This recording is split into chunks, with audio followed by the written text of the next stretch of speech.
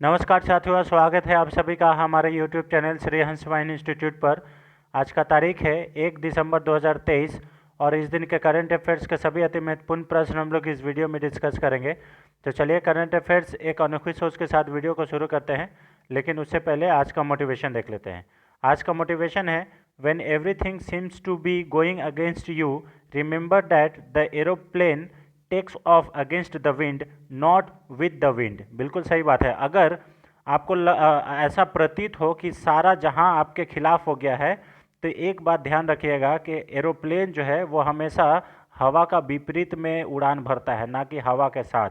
तो याद रखिएगा, आप वही मंजिल को प्राप्त करने वाले हैं जो मतलब विपरीत होने की दिशा के बाद आपको जो मिलेगा। ठीक है, तो चलिए इसी मोटिवेशन के साथ हम लोग आज का पहला क्वेश्चन देख लेते हैं। आज का पहला क्वेश्चन है, हाल ही में भारत और कौन सा देश पृथ्वी अवलोकन के लिए संयुक्त माइक्रोवेव रिमोट सेंसिंग उपग्रह निसार लॉन्च करेंगे? तो निसार जो है ये भारत और अमेरिका का द्वारा लॉन्च किया जाएगा। और यहाँ पे देखिए, NASA ISRO synthetic aperture radar, इसी का फुल फॉर्म है निसार। ऑप्शन नंबर ए इसका सही आंसर है। ठीक है, यहाँ पे देखिए, नासा इसरो यानी कि NISAR Nisar, NASA ISRO synthetic aperture radar है, ये याद कर लीजिएगा। और ये पृथ्वी अवलोकन के लिए संयुक्त रूप से माइक्रोवेव रिमोट सेंसिंग उपग्रह है। ठीक है, ये भी याद कर लीजिएगा, इंपॉर्टेंट है। 28 नवंबर को विज्ञान एवं प्रौद्योगिकी मंत्री डॉक्टर जितेंद्र सिंह ने नई दिल्ली में प्रशासक, वहाँ के जो नासा के जो हेड हैं, प्रशासक है, वो कौन है? बिल नेल्सन के नेतृत्व में नासा के एक उच्च स्तरीय प्रतिनिधि मंडल के साथ बैठक के दौरान यह जानकारी दी है। ठीक है, ये याद कर लीजिएगा, इंपॉर्टेंट है। चलिए, यहाँ पे अब अमेरिका का बात करें तो अमेरिका का राजधानी वाशिंगटन DC है। राष्ट्रपति जो बाइडन है, उपराष्ट्रपति कमला हैरिस है। ठीक है, और यहाँ पे जो नासा है उसके 14वां नंबर के प्रशासक जो हैं वो विल नेल्सन है, ये भी याद कर लीजिएगा। अगर हम लोग अमेरिका में वाटरफॉल्स की बात करें तो फीदर वाटरफॉल्स है जो कि कैलिफोर्निया में है। हवासू झरना है, ये भी आपका ये अमेरिका में ही है। दुल्हन घूंघट झरना, ये कैलिफोर्निया अमेरिका में ही है।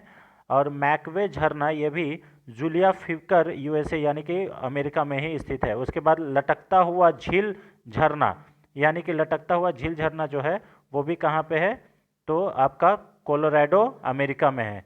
तो कुछ इंपॉर्टेंट यहाँ पे आपको अगर लगता है कि ये अच्छा है तो वीडियो को लाइक करें और ज़्यादा से ज़्यादा शेयर करें। चलिए क्वेश्चन नंबर 2 पे आते हैं। हाल ही में देश की नवनिर्वाचित सरकार ने धूम्रपान प्रतिबंध को फैसले को रद्द कर दिया है। तो ये कौन सा देश का ऐसा जो सरकार है वो किया है? तो ये अभी किया है न्यूजीलैंड सरकार। यह याद कर लीजिएगा, न्यूजीलैंड का अभी हाल ही में क्रिस्टोफर जो लक्सर हैं वो अभी न्यूजीलैंड के प्रधानमंत्री बने हैं। ठीक है, तो ऑप्शन नंबर सी इसका सही आंसर है। उन्होंने जो ये लगा हुआ था स्मोकिंग बैन डिसीजन लगा हुआ था वो हटा दिए हैं। ठीक है, न्यूजीलैंड की नवनिर्वाचित सरकार ने नई पीढ़ी के लिए धूम्रपान पर प्रतिबंध लगाने के फैसलों को पलट दिया है। ठीक है, वहाँ पे पहले से प्रतिबंध लगा हुआ था कि जो नई पीढ़ी है उसको धूम्रपान नहीं करना है और उस पर बैन लगा हुआ था, लेकिन उस बैन को हटा दिया गया है। धूम्रपान विरोधी कानून ने 1 जनवरी 2009 को उसके बाद पैदा हुए व्यक्तियों को तंबाकू की बिक्री पर प्रतिबंध लगा दिया है। इसे जुलाई 2024 से लागू किया जाना था, लेकिन इसको हटा दिया है। ठीक है, अब न्यूजीलैंड की बात करें तो राजधानी कौन है? राजधानी है वेलिंगटन, मुद्रा न्यूजीलैंड डॉलर है। और यहाँ के राष्ट्रपति कौन है? जेसिका आर्डन है। और प्राइम मिनिस्टर अभी बने हैं, ये क्या है? क्रिस्टोफर हैं यहाँ के, क्रिस्टोफर, ये याद कर लीजिएगा। क्रिस्टोफर जो है ये प्राइम मिनिस्टर है, इसे याद कर लीजिएगा, इंपॉर्टेंट है। ठीक है, चलिए उसके बाद क्वेश्चन नंबर 3 पे आते हैं। हाल ही में हिंद महासागर ट्यूना आयोग की डेटा संग्रह और सांख्यिकी पर 19वीं वर्किंग पार्टी का उद्घाटन कहाँ किया गया है? तो ये देखिए यहाँ पे लिखा हुआ है आपको 19th working party on data collection and statistics of Indian Ocean tuna commission has been inaugurated. तो ये किया गया है मुंबई में। ऑप्शन नंबर 20 का सही आंसर है मुंबई। ठीक है, मुंबई इसका सही आंसर है, ये भी याद कर लीजिएगा।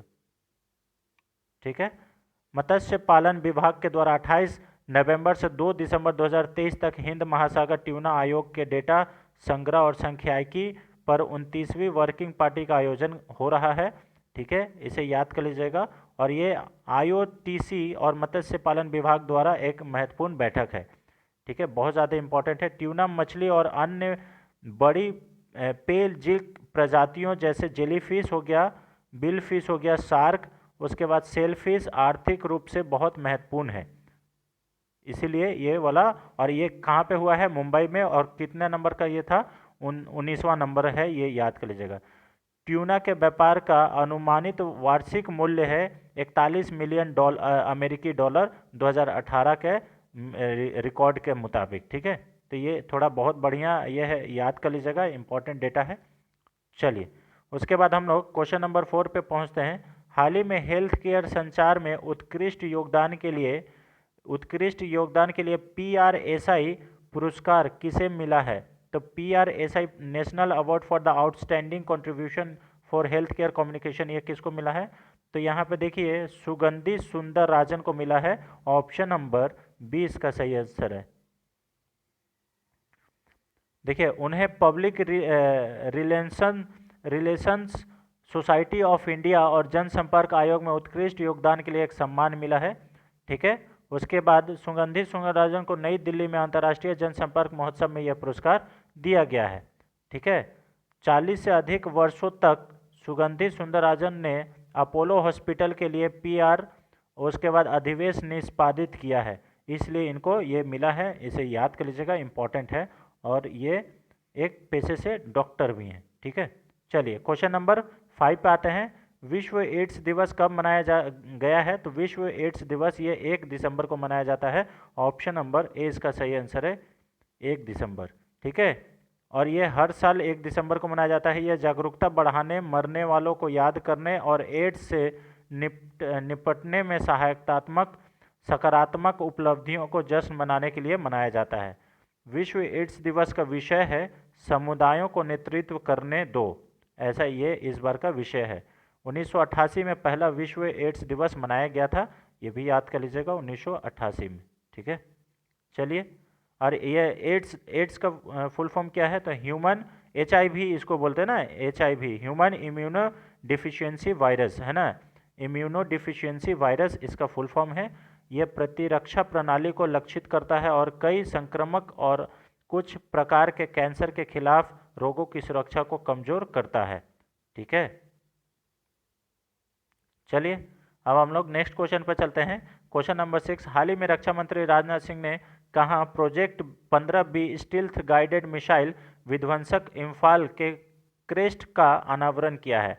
तो ये जो क्रेस्ट का अनावरण है ये नई दिल्ली में किया गया है। ऑप्शन नंबर 20 का सही आंसर है, नई दिल्ली। ठीक है, और ये देखिए ये प्रोजेक्ट हम लोग इसका पहले भी बात कर चुके हैं कि ये प्रोजेक्ट 15B जो है इसमें 4 स्टील्थ गाइडेड मिसाइल विध्वंसक बनाया जा रहा है, जिसमें अभी हाल ही में ये जो मिसाइल विध्वंसक INS सूरत का भी अनावरण किया गया था और यहाँ पे इम्फाल भी है, इसका क्रेस्ट का अनावरण किया गया है, ये उद्घाटन किया गया है। ऑप्शन नंबर 20 का सही आंसर है, नई दिल्ली में राजनाथ सिंह के द्वारा किया गया। चलिए अब यहाँ पे देखिए, इस जहाज को शीर्ष पर कांगला पैलेस और कांगला सा से सजाया गया है। उसके बाद ये भारत की स्वतंत्रता, संप्रभुता और सुरक्षा के लिए मणिपुर के लोगों के बलिदान के लिए एक श्रद्धांजलि है। जहाज के शीर्ष पर बने डिज़ाइन में बाईं ओर कांगला पैलेस और दाईं ओर कांगला सा दर्शाया गया है। ये याद कर लीजिएगा, इंपॉर्टेंट है, इसलिए ये क्वेश्चंस को पूछा जा सकता है। ठीक है, कांगला पैलेस मणिपुर का एक महत्वपूर्ण ऐतिहासिक और पुरातत्व स्थल है, इसलिए इसको दर्शाया गया है। यह महल प्राचीन काल में मणिपुर के मैतेई राजाओं का निवास स्थान हुआ करता था। यानी कि आप देखिए मणिपुर में कौन सा आपको समुदाय पाया जाएगा ज़्यादा? तो मैतेई है, जो कि अभी आप लोग देखेंगे कि मणिपुर में मैतेई समुदाय के बीच में जो और भी अन्य जो समुदाय है उनके बीच में झड़प चल रहा था। ठीक है, ड्रैगन के सिर और शेर के शरीर के आकृति से सुशोभित कांगला सा मणिपुर के इतिहास का एक पौराणिक प्राणी है और इसे वहाँ के लोगों के राक्षस के रूप में जाना जाता है। कांगला साहब मणिपुर का राजकीय प्रतीक भी है, ये याद कर लीजिएगा। चलिए, इस जहाज का क्राफ्ट जो है 4700 टन और लंबाई 164 मीटर है। ये सब थोड़ा सा आप लोग देख लीजिएगा, इंपॉर्टेंट है, ठीक है ना। इसको मचगांव डॉकयार्ड लिमिटेड के द्वारा बनाया गया है मुंबई में, ये भी याद कर लीजिएगा। चलिए क्वेश्चन नंबर 7 पर आते हैं। भारत का सबसे बड़ा सर्कुलर रेलवे किस शहर में बनाया जाएगा? तो ये बनाया जाएगा बेंगलुरु में। ऑप्शन नंबर डी इसका सही आंसर है। भारत का सबसे बड़ा circular railway option number D, ठीक है, बेंगलुरु में बनाया जाएगा, ठीक है। उसके बाद देखिए, यह नेटवर्क अगले 40 से 50 वर्षों तक शहर की ज़रूरतों को ध्यान में रखते हुए बनाया जाएगा, जो इसे 7 रेलवे ट्रैकों पर पूर्ण कनेक्टिविटी प्रदान करेगा, ठीक है। और इसका 27 नवंबर को रेल मंत्री अश्विनी वैष्णव ने कहा कि बेंगलुरु को 287 किलोमीटर लंबी सर्कुलर रेलवे मिलेगी। इसके आसपास के सभी महत्वपूर्ण शहरों को जोड़ेगा। यह भारत में अपनी तरह का सबसे बड़ा नेटवर्क होगा, ठीक है, इंपॉर्टेंट है। चलिए, चेन्नई में भारत का सबसे बड़ा 235.5 किलोमीटर का सर्कुलर रेलवे होगा, ऐसा कहा गया है, ठीक है। और बेंगलुरु में 149 किलोमीटर उपनगरीय रेलवे के साथ इसे पार कर सकता है। और कोलकाता के बाद भारत का सबसे बड़ा उपनगरीय रेलवे नेटवर्क जो वो प्राप्त कर सकता है, ठीक है। चलिए, अब यहाँ पे हम लोग आगे बढ़ते हैं क्वेश्चन नंबर 8 के प्रति। हाल ही में HDFC बैंक द्वारा अतिरिक्त स्वतंत्र निदेशक के रूप में किसे नियुक्त किया गया है? तो अभी हाल ही में HDFC के द्वारा एडिशनल इंडिपेंडेंट डायरेक्टर के रूप में किसे नियुक्त किया गया है? तो ये नियुक्त किया गया है हर्ष कुमार भंगवाला को। हर्ष कुमार भंगवाला को नियुक्त किया गया है। ऑप्शन नंबर सी इसका सही आंसर है, ठीक है। HDFC बैठक के बाद ये HDFC बैंक ने बोर्ड ने हर्ष कुमार भनवाला को अतिरिक्त स्वतंत्र निदेशक के रूप में नियुक्त किया है। बोर्ड ने अपनी बैठक में housing development finance corporation limited के मुख्य वित्तीय अधिकारी के रूप में श्रीनिवासन रंगन की नियुक्ति को भी मंजूरी दे दी है। हर्ष कुमार भावला ये 25 जनवरी 2024 से 25 जनवरी 2027 तक 3 साल की अवधि के लिए ये नियुक्त किए गए हैं। इसे याद कर लीजिएगा, ठीक है। रिसेंट अपॉइंटमेंट्स है जो कि आपको याद रहना चाहिए, ठीक है। अब HDFC के बारे में बात करें। HDFC बैंक भारत का सबसे बड़ा निजी क्षेत्र का बैंक है और यह भारतीय स्टेट बैंक के बाद भारत का दूसरा सबसे बड़ा ऋणदाता बैंक भी है, ठीक है। इसका मुख्यालय मुंबई में है। इसकी स्थापना 1994 में की गई थी। HDFC बैंक के CEO शशिधरन जगदीशन है। ये इंपॉर्टेंट है, इंपॉर्टेंट देख लीजिएगा एक बार, ठीक है ना। चलिए, क्वेश्चन नंबर 9 पे आते हैं। हाल ही में किस वैक्सीन निर्माता ने बच्चों के लिए खसरा और रूबेला वैक्सीन मोबेला लॉन्च किया है? तो अभी देखिए, किस वैक्सीन निर्माता ने ऐसा लॉन्च किया है? तो ये लॉन्च किया है यहाँ पे इंडियन इम्यूनोलॉजिकल के द्वारा ये वैक्सीन को डेवलप किया गया है। ऑप्शन नंबर ए इसका सही आंसर है। ये बच्चों के लिए खसरा और रूबेला वैक्सीन मोबेला करके लॉन्च किया है, ठीक है, मोबेला। इस लाइव एंड ये जो है MR वैक्सीन है, ये याद कर लीजिएगा। और मोबेला की तमिलनाडु के उद्गम मंडलम में IIEL division human biological institute के 25वें समारोह के हिस्से के रूप में भी लॉन्च किया गया है। ये भी याद कर लीजिएगा, ठीक है। चलिए, इससे रिलेटेड कुछ हम लोग क्वेश्चन नंबर 10 पे आते हैं लास्ट में। हाल ही में किस केंद्रीय मंत्री ने दिव्यांग बच्चों के लिए आंगनबाड़ी प्रोटोकॉल पर राष्ट्रीय आउटरीच कार्यक्रम शुरू किया है? तो देखिए, यहाँ पे किस केंद्रीय मंत्री ने दिव्यांग बच्चों के लिए आंगनबाड़ी प्रोटोकॉल पर राष्ट्रीय आउटरीच कार्यक्रम किया है? तो ये स्मृति ईरानी के द्वारा किया गया है। ऑप्शन नंबर डी इसका सही आंसर है, स्मृति ईरानी, ठीक है। हाल ही में महिला एवं बाल विकास मंत्री स्मृति ईरानी ने दिव्यांग बच्चों के लिए आंगनबाड़ी प्रोटोकॉल पर राष्ट्रीय आउटरीच कार्यक्रम शुरू किया है, ठीक है। यह प्रोटोकॉल दिव्यांग समावेशी पोषण देखभाल के लिए एक सामाजिक मॉडल है।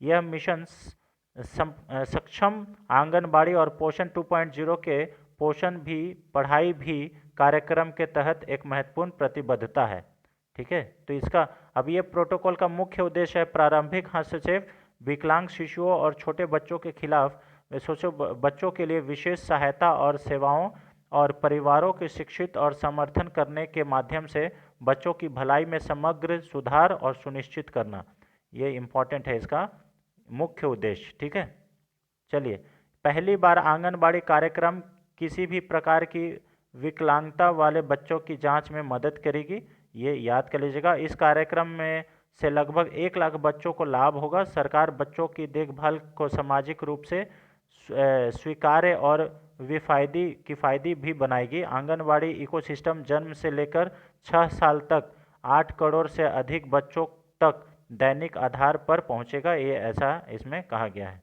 ठीक है, तो चलिए, ये रहा फ्रेंड्स आज का 10 अति महत्वपूर्ण प्रश्न। आई होप आपको वीडियो पसंद आया होगा। अगर वीडियो पसंद आता है तो वीडियो को लाइक करें और ज़्यादा से ज़्यादा शेयर करें। Thanks for watching friend, thank you so much. मिलते हैं नेक्स्ट वीडियो में, तब तक के लिए जय Hind, thank you so much.